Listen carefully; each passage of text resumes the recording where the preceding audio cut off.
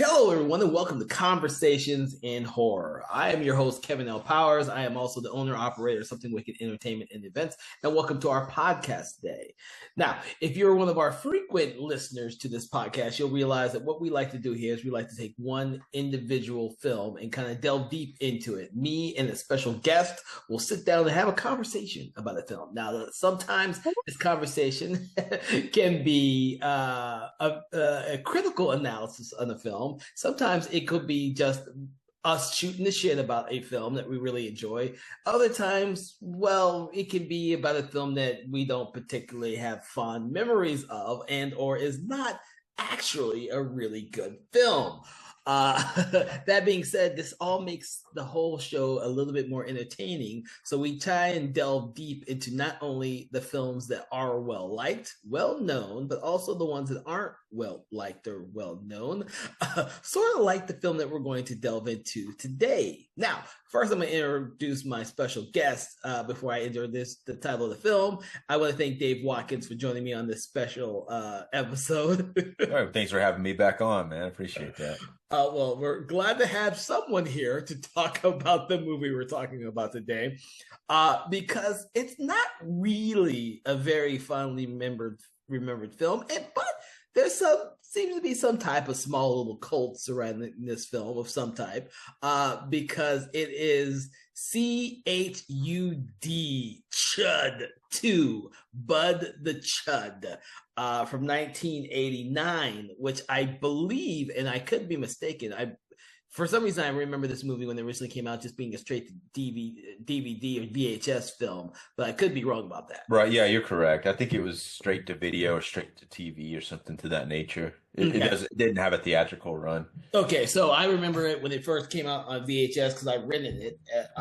But to be honest with you, in the 25, 30 year plus years that have passed since this movie was released, I have literally only seen it 3 times, and one of those times was just today when you were It was the first time for me watching it all the way through. I think I've maybe seen I know I saw the first half hour of it before it was on. It came on TV and it had commercials, and I remember that. And it was some reason I couldn't watch the whole thing. I was going to, but I had to leave. Something happened, and I never watched the rest of it. So, this will be part of our odd story with this film because for me, I was a huge fan of the original C.H.U.D. movie, but this film kind of goes completely left field with the concept of the first movie. And does something completely different. So if you enjoyed the first C.H.U.D. movie and have never seen this movie, this is not going to be up to your liking. It is very different. It's not much of a horror film as it more is a horror comedy. And there aren't any adults that are really all that interesting of characters as it plays with the perspective of teenagers in high school rather than adults like the first film did. But that being said, I saw this movie when it originally came out because I was thinking it was an actual sequel to C.H.U.D. that actually made sense. Lo and behold, when I saw it, I was not expecting this comedy movie to arrive. Yeah, it almost feels like a high school comedy, like those 80s comedies they did, like Rock and Roll High School or Porky's or something to that nature. Not like crude like Porky's, but just like it kind of has that type of energy to it, which it does have a nice energy to it. That's something but it doesn't have like a horror film feel to it. It does have everyone seems to be having a really good time making this film. Mm-hmm. And there's a lot of that on display here, but it is not. If you're looking for what the original C.H.U.D. was, you're not going to get that, and it really works better. Is not if you like the first time I saw it, I don't think I had seen C.H.U.D. I thought it was I felt that energy, like the kind of fun energy going on with it, but it was. I definitely, if you look compared to the first one, it is not that, and it stands better by itself. I think if you watch this without seeing the first one, you're going to like this better than if you saw the first one first. I will agree with you 110% because because we recently rewatched the first Chud, and we did an episode on that earlier this year, and I wanted to kind of take a look at this film again because I hadn't seen this movie in years, like years. I hadn't seen this movie in years. I just remember not liking it because of the fact that it wasn't like the first Chud. But to stand on it, and I'm also going to preface this with the fact that I did not know who Garrett Graham was when I originally saw this film. I now know who Garrett Graham is, and so I have a greater appreciation for this movie now than I have ever had for this film. I kind of thought this movie as being just bad, just flat out a bad movie. Period. There's a lot of bad stuff to be said about this movie, but there's also a lot of positive things if you get past it. You know, when I rewatched the film, knowing that Garrett Graham was in it, and if you don't know who he is, he's played in a lot of films. Two of them I have to mention. One of them is Phantom of the Paradise, which I actually really enjoyed him in, and the other one was Child's Play 2, because he's the father who gets killed early on in the film of the stepfather of Andy Barclay, who gets killed. Right. You know what movie I recognized him from when I first saw this? I'd already knew who he was. There's a movie called Terror Vision. You ever seen that? I have seen it's been years since I've seen that one, but yes, I have seen Terror Vision. That one has the same type of energy that this has. I actually like Terror Vision. It's really bad, but I like it. But he's exactly, that's what type of movie this is. Yeah. It's not the film that I was expecting, but that's exactly the type of movie it is. Because when I rewatched it, the first thing that came to mind was Return of the Living Dead Part 2. That's what came to me. And Return of the Living Dead Part 2 has those teenagers that are more or less driving everything in the movie. Including a little kid too. Including a little kid. And this one has that same energy to it to me. When I rewatched it, I was like, oh my God, I'm watching Return of the Living Dead 2. This is more a zombie movie than a Chud movie. So if you've never seen this, and I'm sure there's a lot of you out there who have never seen it, in this movie, the Chud the Chuds are created from a government experiment gone wrong, and they're trying to cover it up in this movie. In the first movie, the Chud wasn't a government experiment, but the Chuds were inadvertently created when this toxic waste was left in the underground sewers, and it changed mutated the people down there, the homeless people, on accident. This one makes it seem as though this was all done on purpose, and the Chud, as the government likes to call them, has a government purpose, but no one wants to talk about it because of the side effects, and they want to just cover it up, and they're supposed to destroy the last Chud, but Bud, as he's called, escapes, and the main military guy played by Robert Vaughn, who I forgot was in this movie. I love Robert Vaughn. But he's playing this up like he's perfect for this film because it's so fucking funny the way he plays this film as opposed to some of the other characters I've seen him in. He plays this off. Yeah. Yeah. He does. He basically does play it for camp. But I was also going to point out another actor who plays off of him, like Larry Cedar plays this kind of guy that he's hanging out with. Larry Cedar, I recognize him from Deadwood. He played like the Leon character on that, but he's also in the Crazies remake. Mm-hmm. He's a character. He's in a lot of stuff. I'm like, dude, I don't remember any of it. I have to admit that I forgot a lot of this fucking movie until I rewatched it. I had forgotten a lot of it, and this could have been on purpose too.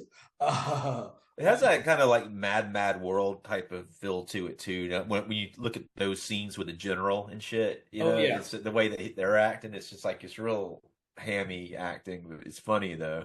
But the thing is that all the actors get that in this movie. It's not like anyone's acting bad to be acting bad. That's part of the whole ambiance of this movie. Sure. I guarantee you, after rewatching it, I was not the audience for this when it originally came out. I can guarantee you, I wanted a horror movie with some mutated people killing a bunch of people, and that's what I wanted. The deaths are almost all off screen in this film. It feels like it's rated PG-13, but it's actually rated R. But it does have that type of almost like it probably didn't have the budget for it, more than likely, you know. You know what? I don't know if I think they went with they did all the biting of the Chuds as they bite their victims and infect them off screen, which I found funny this time around. I found hilarious because you'd only hear the chomp The single Right. chomp Yeah. is all you hear, and that would be it. I think that was intentional, dude. If we were doing this like when this movie came out, we were doing this recording, I would have something completely different to say. But time has actually made this movie seem a little better than it probably actually is, because the thing is, throughout the whole film, that's a reoccurring theme, a big audio theme. Off screen, the Bud and the other chuds always are biting people's heads, one chump, infecting them, and then they move on to the next thing. One of the things I really liked in cinematography for this film, which I never picked up on, is the fact that all the visual gags, like what's happening to the chuds, or what the chuds are doing, are a lot of the times are in the background in terms of another scene happening in the foreground, as though the audience sees the chuds in the background, but the person who's in the scene doesn't see anything and they're completely oblivious.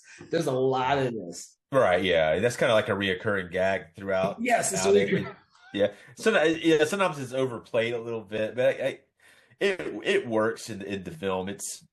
Even like weird shit happens. Like for instance, like this a barber becomes a chud and he comes stepping outside, and the military guys are looking for the chud, and then they see him out there, and instead of thinking, oh wait a minute, that's a chud, they're like, oh, that is the most messed up looking barber I've ever seen in my life, and they don't even like, they should have noticed, you know. It's like, No, oh no, I agree with you on that. And the other thing I noticed about this, and this is recurring throughout the whole thing, and I never picked up on this before, and this could be I've only seen the movie maybe 3 times in my entire life, and I may never watch it again. Who knows? This is not one of those movies that I'm gonna go looking to watch again anytime soon. But the fact that all the chuds are worried about their appearance. They're always trying to look good, look at themselves in the mirror, fix what's broken, like the barber that you mentioned is turning his toupee around to make sure it's the right way. right, yeah. Bud's always looking at the mirror, making sure he looks good. He's got he steals clothes from other people to make himself look better than he actually is. And even when they're at the party sequence at the end, he's making sure all the other chuds look good before they go in. I'm like, I don't know why that's in the movie. I have no clue. Yeah. It's just a reoccurring visual theme I've seen. I noticed throughout the whole movie. I was like, it's odd.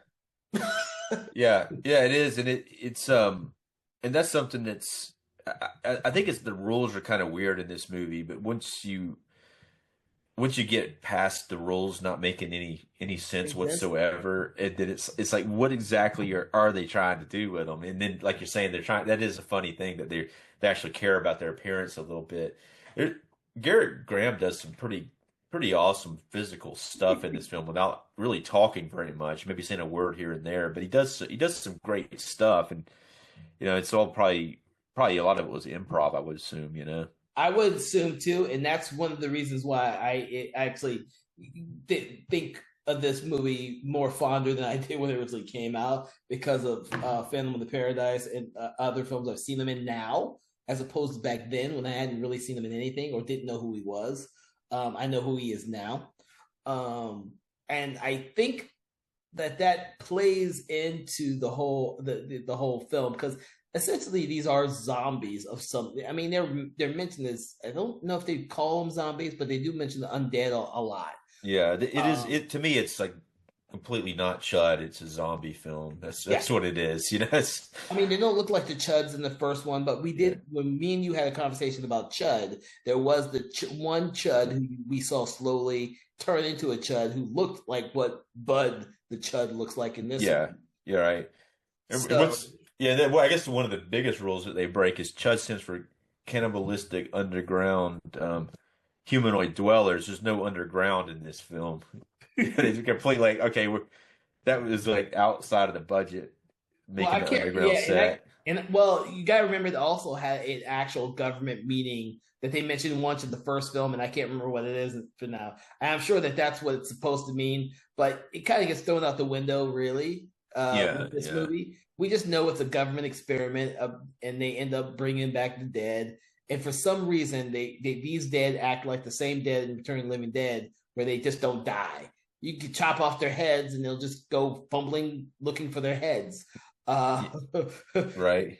That's Yeah, that's kind of why I made the reference of Return of the Living Dead 2.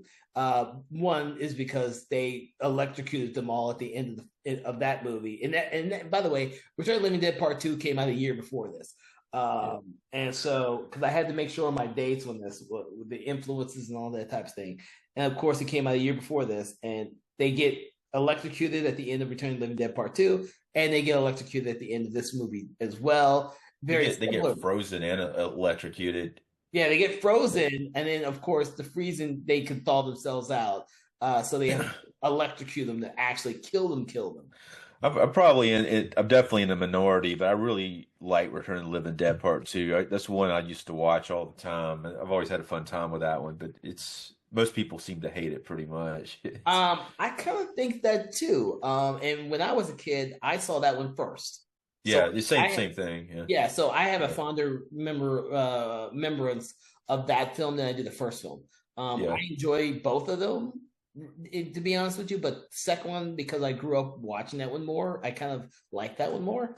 I know yeah, that's religious to say, but yeah. Well, you probably haven't seen the original one recently. It is a lot better film. They got a new 4K out of the original one, but this. I really like the second one, but it is a lot hokier. The first one plays the comedy, but it doesn't do the comedy like the like second one. this. Yeah, or even like this movie. This movie is like it's like they took Return of the. I mean, the was it the Attack of the Killer Tomato type of vibe going on? A little bit of that, you know. Oh my god! But a lot better than Attack of the Killer Tomatoes. Well, you do have a dog that gets zombified or chudified or chudism. They mentioned the word chudism. Yeah. I don't think in the original Chud film, I don't think when the people got bit, I don't think they turned it. I don't think that's what turned them into Chuds. But so that's No, it's definitely new to this, and it's just it's straight up zombie, you know? exactly. No, that's all new to this one. It's like they just took the concept or knew that they were going to be making. They're using the word chud in order Yeah. to market the movie and sell it to an audience. Even the poster for Chud Yeah. 2 looks similar to Chud the first one, but Oh yeah. those monsters aren't in this film. And, what's up with that? That's like that was like a really weird thing to do to change, but they make the cover look like the Chuds from the first one, and then they actually look like just people with makeup on and Yeah. crazy teeth, you know? Crazy teeth. That's yeah, Yeah. I guarantee that's probably a budgetary thing. But then you kind of wonder why did they bother with it anyways? But hey, Yeah, I mean, if people didn't like the way the Chuds looked in the first film anyway, so why like put it on the cover to the second one? It's like, that's so. yeah, Oh my god! So, now that we've kind of gone through some of this, the ideal, if you've never seen the film, are these two bumbling high school kids who are screwing up in class, are forced to kind of do, I guess, cleanup duty at the school where there's a cadaver that they're going to show the kids at some point. A cadaver, which these two kids inadvertently lose, and they have to replace it before they fail this biology yeah. classes. We throw something in here with this. No, go It's ahead. Go like this ahead. is the yeah, this is when it starts to really become like, okay, what? How they lose the body is they're sitting in there and they actually it's on a gurney and they accidentally hit it and it goes out the back door and just goes down the road and they're like, oh well, it's gone. We got to get another Gone. one. It's easier to go get another one than just go get the one that went down the road. Like how far could it have gone? You know? Well, that and the fact that it's just sitting on a gurney and not like in a refrigerator unit or anything like that. It's just sitting there in Yeah, this little facility, just yeah. on the gurney. But that's just, I mean, if you think about it, like that's hilarious. But if you think about it, like when I'm watching it, I'm thinking that didn't make any sense. But then if you think more about it, like damn, that's really stupid, funny. That's what the whole movie is. It's really stupid, but it's still goofy and funny, you know? Well, yeah, because then we have these two kids going into what's that place called? It's a disease. Center for Disease Control, I think. Right. It's, Yeah, they go in there to get a replacement body, and yeah, yeah, you're like wondering how they get into this place yeah. first. So they dress up like doctors or something. So I mean, it's easy. All you gotta do is dress up like a doctor and walk in the door. You know, you don't have a badge or anything. Oh Jesus! And they just steal body that's in it's not in the freezer. It's in a specialized bio cryo tube. And it's, It's oh, yeah. It's it's, similar to like Night of the Creeps, how they get the body in Night of the Creeps. Really, I it wonder. is. I noticed Yeah, that too. And I'm like, wow. And one of these high school kids is supposed to be the smart one. Um, yeah. It's like his name's Kevin, the one with the Kevin glasses. and Yeah, Steven. And the third character in the film is Katie. So Kevin, Steve, yeah. and Katie, who are these three friends who have grown up with each other. So they kind of do everything together and are in the same classes together, which seems kind of odd, but it works for the plot of the movie, I guess. You got to have them in the same class. I mean, you're going to shoot like scenes of different classes. uh yeah, but they get Bud's body out of this secret lab to Steven's house to try and hide the body, and then they inadvertently shock it. Don't ask why or how they shock it back to life, and they think that they brought Well, Bud I think they put it in the bathtub. I think they dropped like something into the bathtub, the electrocutes it dryer. to life. Yeah, I think something with the hair dryer or something like that, or something. The more details we tell them, Dave, Yeah, the dumber yeah, the movie sounds. yeah. But yeah, but even when you're watching, you're thinking, what? Why would they do that? I mean, I would just like let the body go down the road on the gurney and be like, okay, I didn't see that happen, or say, or go get it, It's like who cares. Well, the other It's logic is that the teacher's not going to know they got rid of the body necessarily. yeah. So why do they Why, feel why like would why would he think that? I think that they stole the body. I mean, what idiot left the body on the gurney that could have knocked out the back door?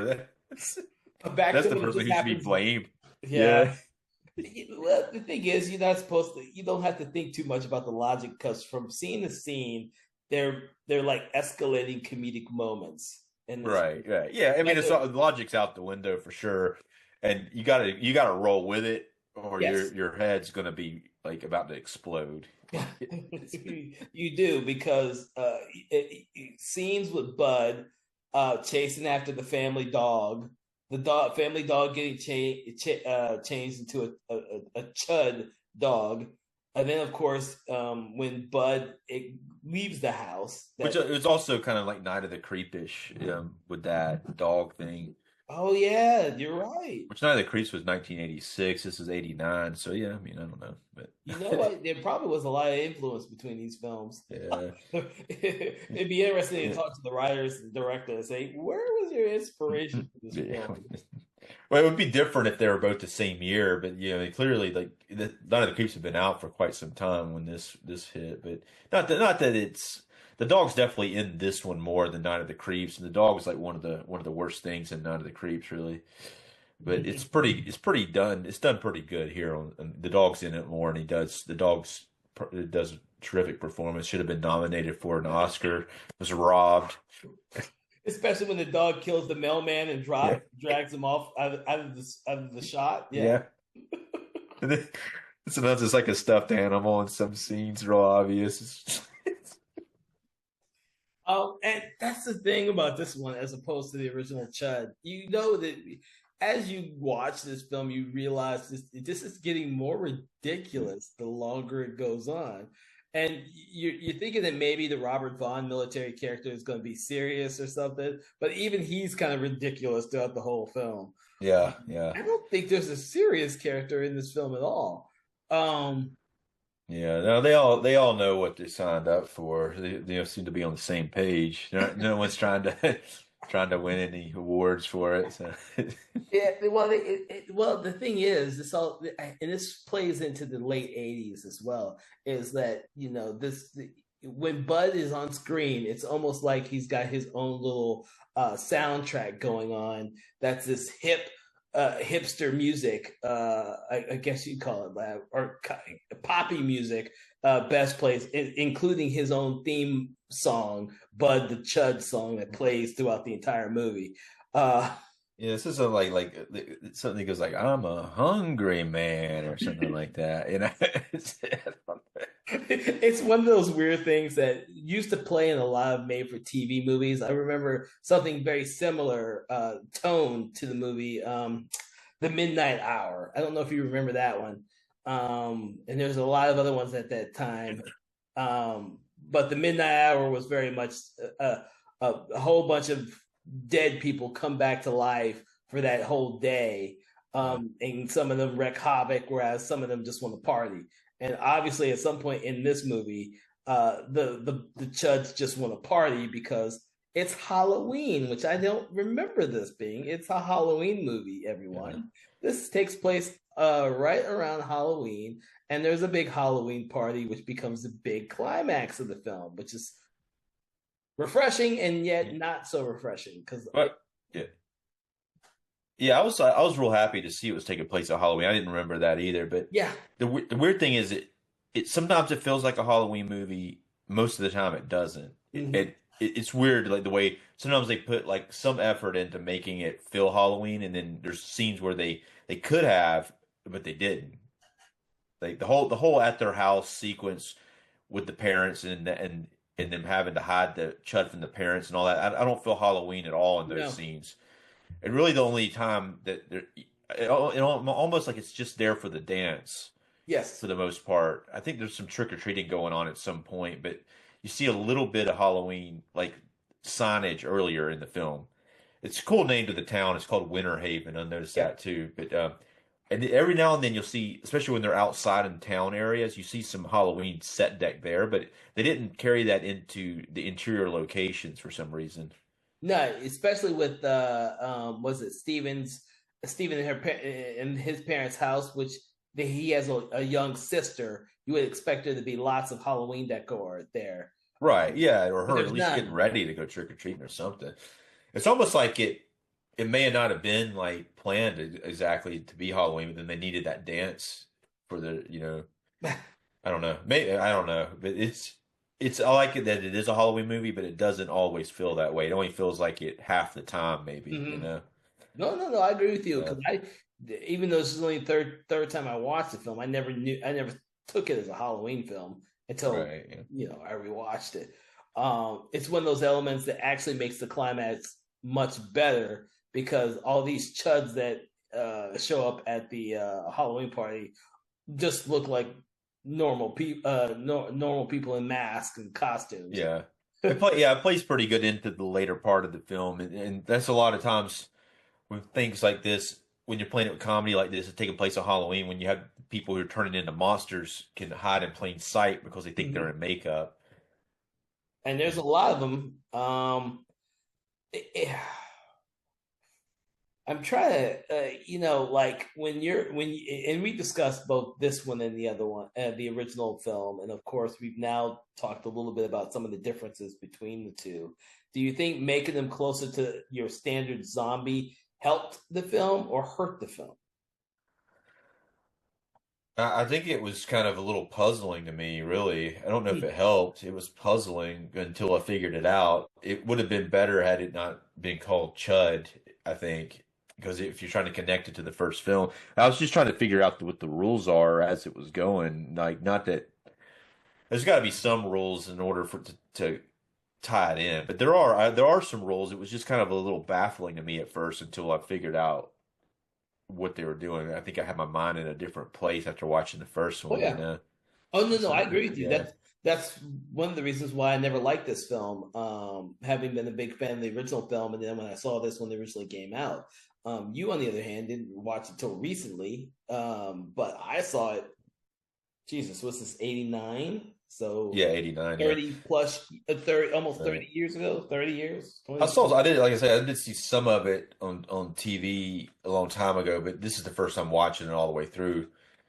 And the first time I saw it, or I saw maybe 20 or 30 minutes of it. The first time I saw it, I hadn't seen the first one, so it didn't like seem. It seemed like kind of a fun. It seemed kind of fun. That's what I kind of felt like, and that's. I think the movie is fun, really, Mhm. but it definitely is not.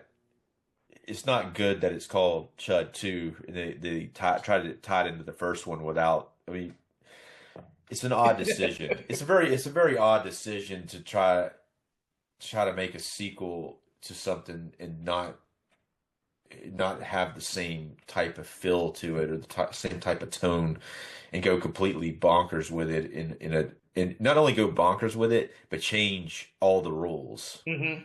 And then as an audience member, you're trying to think, you're trying to tie your like brain into the rules from the first film, trying to even remember exactly what the rules were, and you're like, this is a zombie film. This is like a zombie film. Mm-hmm. It is what it is. You know, saying this, and it's like I don't quite know what the rule for these zombies have different rules than regular zombies, and they're there, but it's definitely like something you have to figure out because you have these expectations about what you think it might be or what the rules might be, and they're not what you think.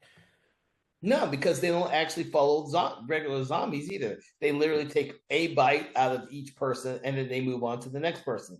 These are zombies. Vampire zombies. Yeah, they care about what they look like. You know, the Bud has this infatuation for the Katie character, which follows through the whole movie to the end. When, shockingly, he tries to give her his heart by ripping it out of his chest and giving it to her. Yeah. I really like the actress playing her. I don't think I've seen her in anything else. It's like Trisha Lee Fisher, apparently related to Carrie Fisher, her half sister. But I really like her screen presence here. She's like really having a good time with this film. You could tell. Yeah, and so is the person playing Steven. Brian Robbins. Who that? Did you look him up? He's actually like a co-CEO of Paramount Global. He's directed a bunch of stuff too. He hasn't acted that much, but he's pretty higher up at Paramount Pictures and Nickelodeon. Nickelodeon. So I'm trying to remember the show that I knew him from when he did this movie, because I had seen him in a show, which I think he was the only person I was really familiar with for some damn reason. I can't remember what it was. He kind of looks like, to me, he looks like somebody else, like almost maybe a little bit like Steve Guttenberg or something like that. But and you could be right. He could be, because I can't, whatever he was in, I don't, it's been so freaking long. It's ridiculous. But I remember, yeah, I remember him, and then I've seen other movies with him in it. Yeah, he looks familiar, but I was looking at his acting credits. He doesn't have that many acting credits. I just found the show, Head of the Class. That's where I remembered him from. I don't know if you ever saw that show, but I watched that show. I knew I'd seen him in something. I just couldn't remember what it was. And since that came out in '86, started in '86, I was like, that was one of my favorite shows back then. When I saw this movie when it originally came out, I remembered. I have seen Head of the Class, yeah. But he was the only person in the movie I was familiar with.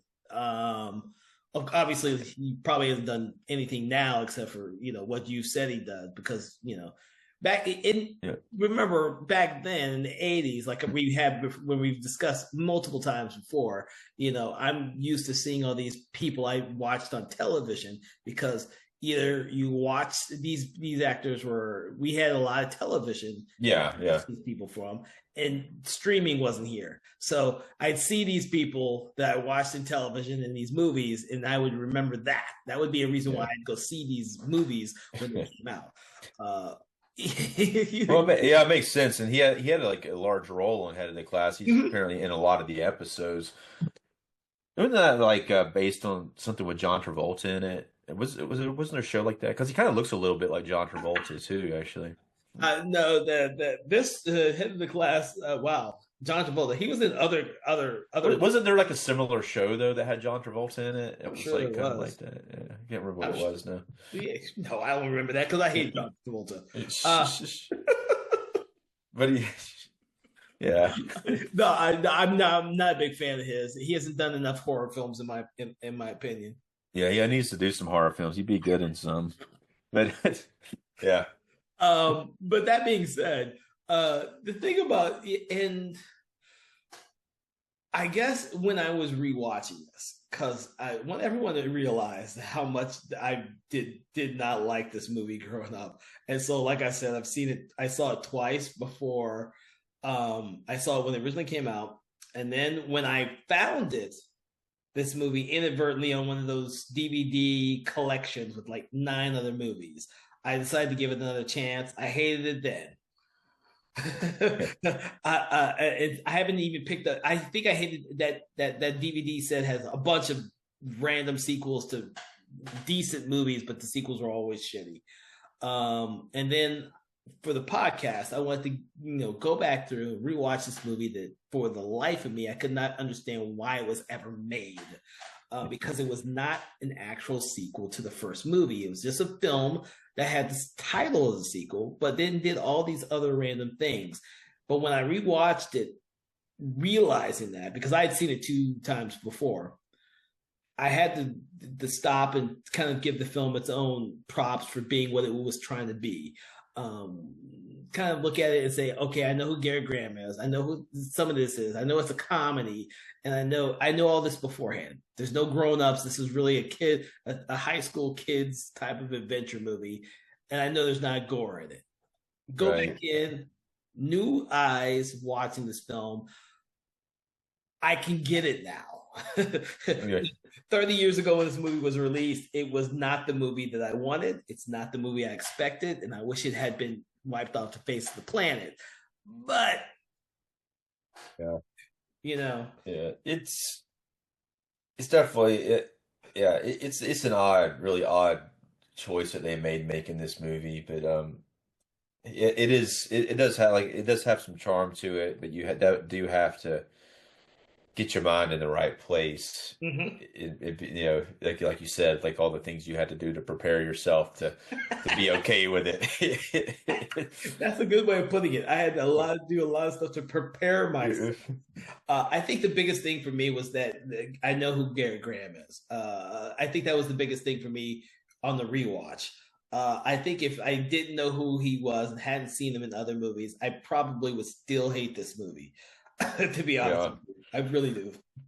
It's yeah. You seem to be lost for words on this movie. Yeah, no, I don't know necessarily lost for words, but it's I was just thinking of a scene in the film where it's this scene's kind of mind-boggling, but you can't try to make any sense out of it. There's an interesting moment though where they bring him into the bathtub and then they're trying to put him in the bathroom. And he wakes up after he wakes up, and they jump back and scream, and then he sees them and screams too. Like he's like, "Holy shit, it's people!" But that's something else too about what happens with the Chuds in this one. That they don't seem like they're the same person they were in a way. They kind of, especially him. It's almost like he's learning about everything again, but not necessarily all the Chuds, but him specifically. It's almost like he is infant like at first and has to relearn everything. So maybe that's from being brain dead for so long. But that's another thing that's kind of puzzling. Is like why does he not seem to have like a reminder of what it was before when he was alive? No, that's a good point because I just realized that he has to learn to walk again. You see him stumbling for a good part of it while he's stumbling in the house in the background, while his parents are in the foreground and they don't know he's back there. He walks and he stumbles and he barely gets around for a few moments, and of course he screams at that point. But then he also, like when he's watching his first real victim, the workout guru who he's watching from outside the window. Yeah. And he gets all like crazy acting, like excited about it. Yeah, he starts doing the stuff. He starts doing the exercises too until he falls. Yeah. But he's like having to relearn everything. It's like he's never seen the TV before, Yeah. It's like, which is not what any of the other ones have to do because they're all more recently dead. Yeah, but even I guess he's been in a stasis for a while, but he's not like but it's not like he was born before TVs were made. It's like that's almost like it seems like he's like a caveman. It kind of reminds me of like that. Remember that movie Encino Man? It reminds me of Brendan Fraser. Not that was later after this, but Brendan Fraser's performance. It reminds me a lot of the way Garrett Graham does what he does here. Oh Jesus, Encino Man. Yeah. Now I've heard it all. We made a reference to Encino Man. I haven't seen Encino Man in a long time, but they need to do a 4K transfer of that from it. I've seen that movie a lot of times though. I remember when it came out. It's kind of fun though. Great cast. I've seen it once. Yeah, Yeah, those type of comedies are not very fondly remembered for me. That but could be also, yeah, but this is kind of like that. I mean, obviously, Encino Man was later, but yeah, the energy of this is like the energy of Encino Man, and the way yeah. that he's having to relearn everything or learn everything for the first time. It makes more sense in Encino Man because he's a caveman. He's never seen a TV before, but it's Mhm. you know. Well, that brings up another thing I just thought about on this film is that there are the cinematography for this film, though very well staged for all these comic visual bits, is not really what you would come to expect for a horror film. So there's not Yeah, a lot of contrasting with lighting. Everything's a lot of times almost brightly lit. yeah. No, It, I agree. I agree. I was going to mention that, but yeah, it it definitely even for like a Halloween film, it doesn't have that the right lighting and the right feel for it to really resonate as a spooky film. It is Mhm. very like brightly lit. And that's where I believe you can bring back your reference to like Attack of the Killer Tomatoes. Uh, I think it's. Do you think this is a successful, or do you think they did a good job with the comedy aspects of this, trying to make it a comedy and not so much a horror film? Because I didn't like laugh out loud or anything. I found a lot of sequences humorous You're from right. a filmmaker's Yeah. perspective. But what is your thoughts on that? Yeah, I mean, I think I'd like I was saying before, I do like the energy, but I agree it's not like some laugh out loud stuff. I like the some things are more subtle than others, and even though it's very broad anyway, the comedy, but I mean like things like you're talking about him looking in the mirror and checking Mhm. himself out. That's a more of a subtle kind of funny thing that's not like laugh out loud. The things that should be laugh out loud often aren't staged that good, because the gags are kind of tough to pull off that they do, some of them. So it's not like it's a hard staging to do some of these things that they do, but I don't think the lighting it helps it. It doesn't have like the right feel to it. Mm. No. I agree. I just want to bring that Yeah, up. you're right. And I like a horror comedy. Yeah, I just think that if it's horror, it needs to lean towards horror and not comedy a lot of times. Not that this doesn't. I mean, obviously, biting people and turning into zombies is funny. But I mean, when I say that, I mean like as far as the set deck and the lighting and Uh-huh. things of that nature. You need to be like the Addams Family Yes. or something like that. No. I agree. Beetlejuice. That's one of the things I wanted to get across is like this one doesn't really look like it was designed to be a horror film. It looks like they hired like a comedy director to come in and do this movie, and they just made it a comedy movie that just Yeah, and they decided, oh wait, well we have to have people getting bit in the heads or whatever, but we're going to show all that off screen. We don't want to yeah, show anybody getting actually bit. We just want to hear this big chomping noise in the on the soundtrack, and then we'll no violence, and that's what we right. did. Some of it reminds me a little bit of those type of B movies. I say B, like older B movies, like maybe the 50s and 60s. Like it kind of run like the Night of the Creeps starts out like that. It kind of reminds me a little bit, especially when you got the army guys involved in this Mm-hmm. experiment and like there's a little bit of that going on. Yeah. And the film itself does spend a lot of time with the Robert Vaughn and one and his Yeah, partner. We see a lot of scenes with those characters in the film because her main characters don't actually end up knowing what a chud is until like over halfway through the movie when they are captured. yeah. I think that that swimming pool scene at the end is really cool. What they Mhm. do and that whole sequence is great. Again, the lighting isn't quite right, but it's like some of that stuff they do in that sequence is really impressive. Well, yeah, especially with the Bud character when they freeze him and he literally falls off the what do you call those things? Um, Diving board. Diving Yeah, board.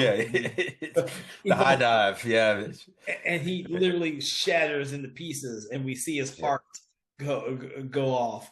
I was like, his heart's broken yeah, because you know. yeah. There's these subtle things like that because you essentially have a Bud character who's been pining after this one girl that he saw in the picture. But and then when he decides to give her his heart, she rejects him, and of course, by the end of the film, his entire body shatters and his heart falls away. He's What's interesting about the main, it's relating to the swimming pool scene, but it's interesting about these main two guys and her is they come up with this really stupid plan that works, fortunately, but it's like they don't think it through. No. Yeah, and it's like the main guy for especially like Steve, he's like that is like, all right, we're gonna go get the chuds, draw them to the swimming pool, make them fall into the pool, freeze the pool, and then electrocute them. And it's like the they get them in there. They put the Katie character in a bathing suit. She runs out there, yells at them.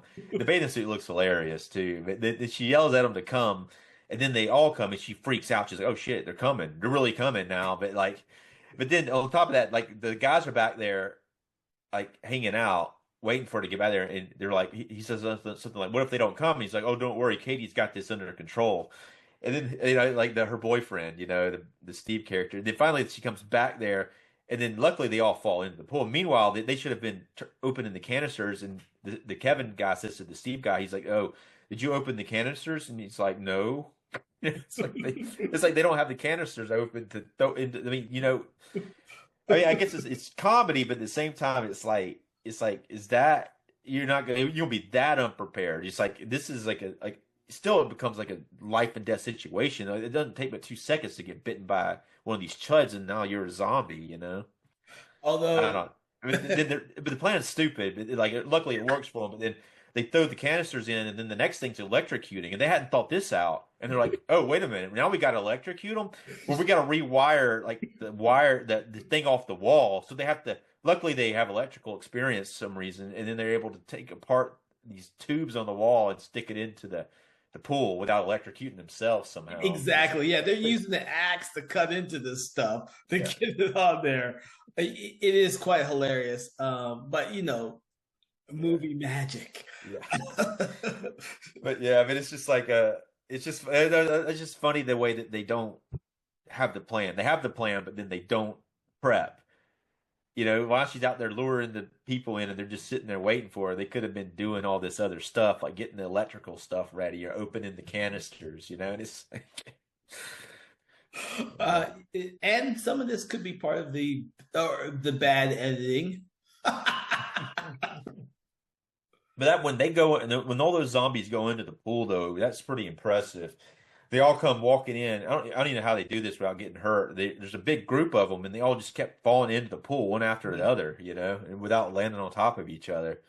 Oh, that's and then, do I know? That's a good point. I didn't even think about that. Yeah, you're right. Yeah, it's a pretty dangerous situation there. And then after that, that looks really cool when they actually freeze them and they're frozen inside of the pool. That's a pretty cool effect.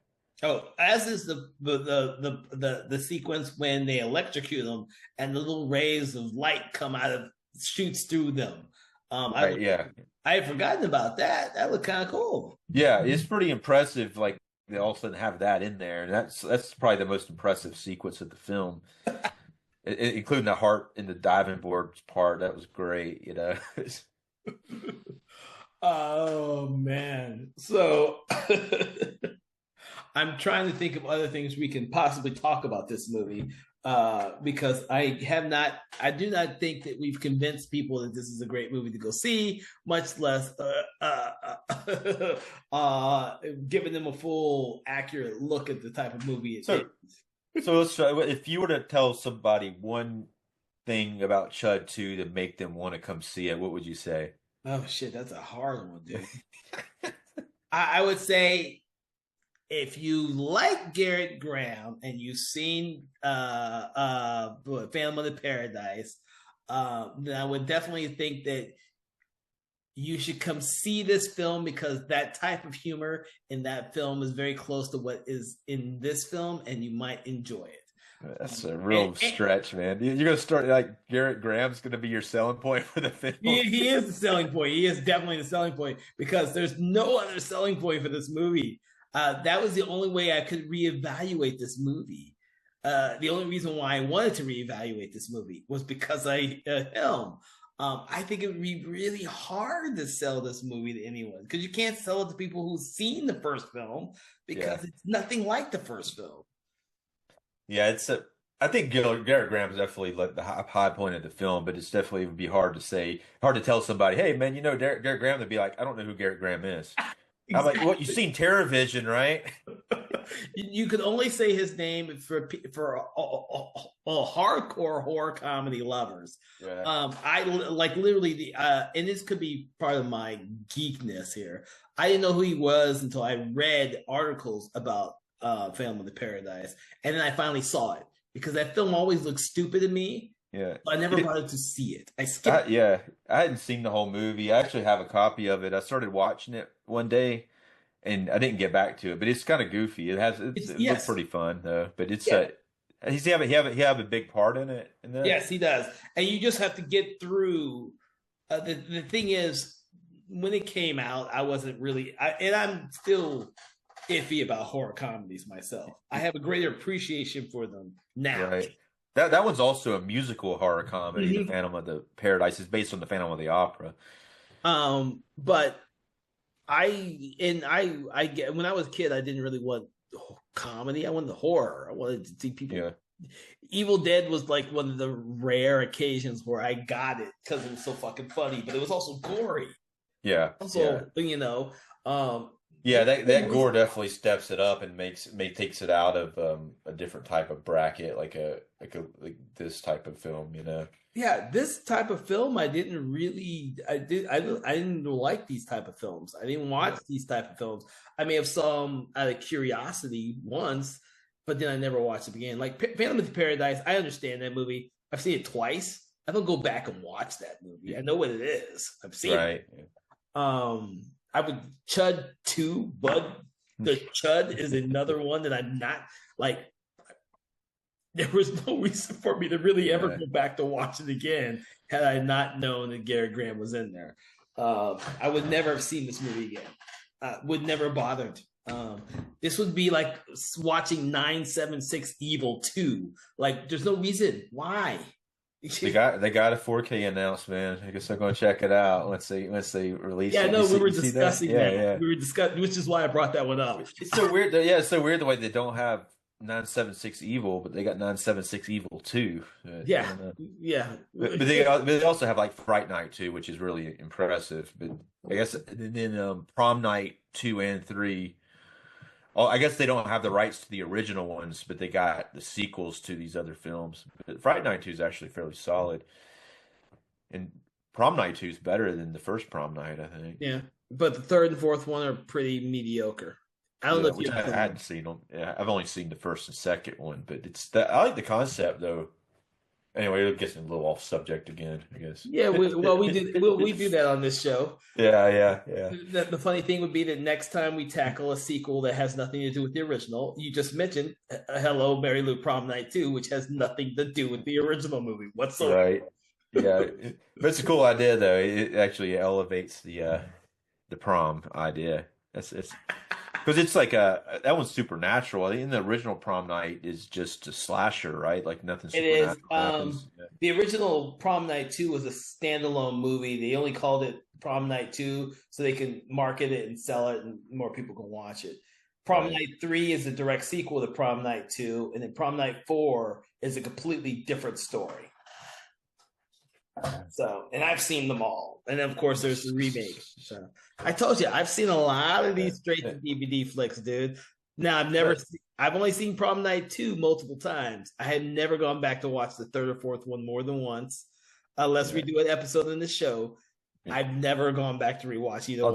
Yeah, I'll probably check them out sometime. I bet you haven't seen all the Mimic movies. You seen them? Yeah, I have seen All them. the Mimics? Yeah. Yeah, I've seen those multiple times. I actually enjoy all three Mimic movies. Oh yeah, Oh yeah, I enjoy all three of them for different reasons. Right. But the thing about these straight to DVD or straight to DVD, straight to VHS, because they're VHS back in the day. Yeah. Straight to VHS movies like this, they tried to make sequels for everything. Yeah. And most of these sequels, most of the time, they didn't have anything to really do with the original film. They were just a means to cash grab and make a sequel to it. This is reason why the rights for these sequels are held by someone completely different than what the original movie is, and which is why it took so long for us to actually get a good copy of this film from Vestron. My copy, like I said, is one of like 9 movies on this group of DVDs, and of course, Vestron has done I'm so hoping, a pristine upgrade It's of this. yeah, it's actually like Vestron in the Vestron Collector's Series, Yeah. but it's like number 5 in the Collector's Series.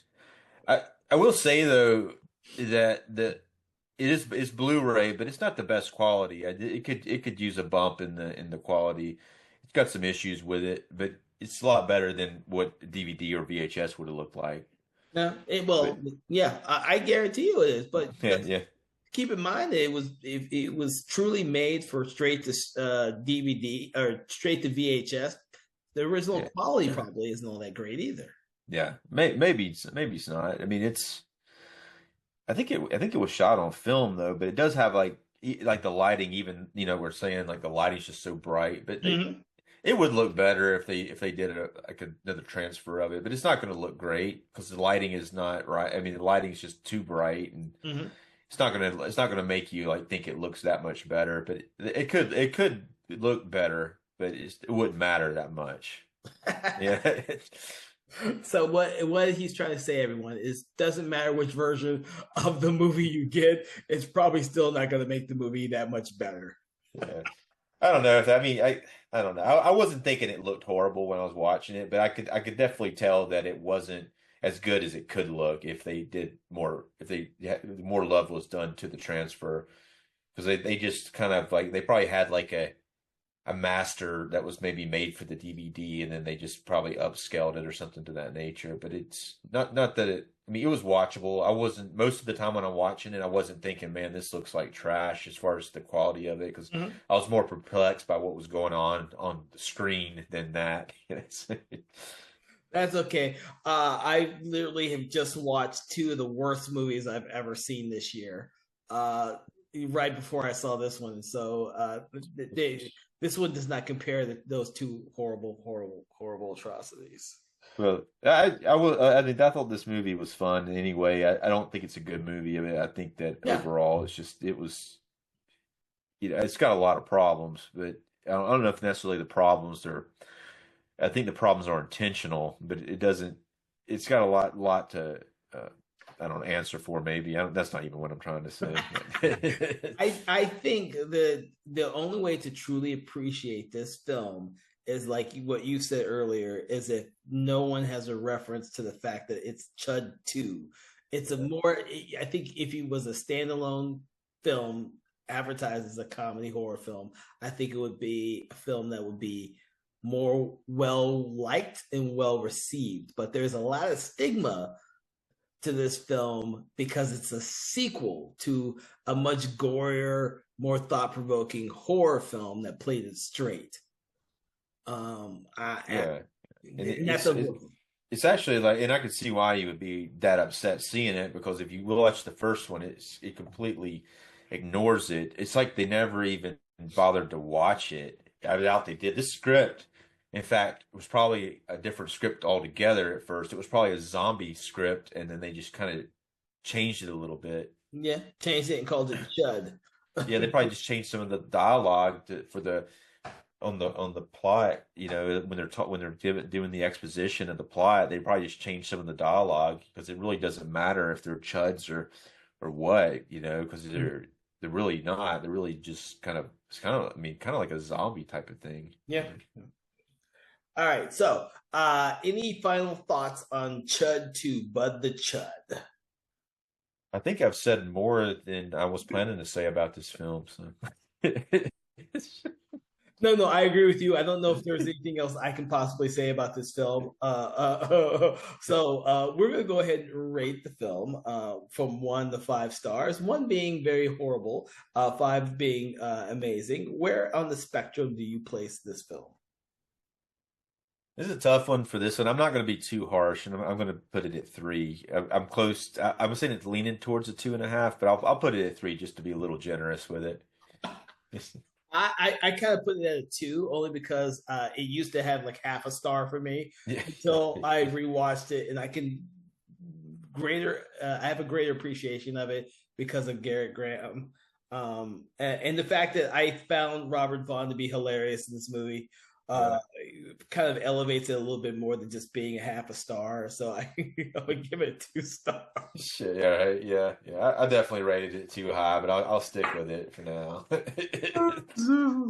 All right. I want to thank you, Dave, for joining us on Conversation in Horror, in which we talked about the movie C.H.U.D, but the C.H.U.D. I do want to leave you all listening to this. The actual score for the film is pretty good on this film. You should check it out. I think it's TerrorVision has done an amazing LP with the music for this. I have to say, another reason why I wanted to do this is because I listened to the LP because TerrorVision did an amazing job with reproducing that for the LP. You should check it out. That being said, I hope that you've enjoyed this episode of our podcast. Make sure to check out some of our previous episodes, especially the one on the first C.H.U.D that we did earlier this year. Make sure to like, follow, do that thing you do with your favorite podcast, including subscribe so you never miss an episode. Also, check out our sister podcast, Conversations in 4Color, which delves deep into comic books, manga, and graphic novels, which is our Patreon only subscriber-based website. From all of us here at Something Wicked Entertainment, we want to wish you a pleasant day and continue to seek out the strange and unusual horror films out there, because you never know what you're gonna get. Everyone out there, have a great day. Conversations in Horror is a Broken Lighthouse Pictures production, written, produced, and directed by Kevin L. Powers, executive producer Kelly A. Inoka. All contents and material from this episode of Conversations in Horror is copyright 2025 Broken Lighthouse Pictures.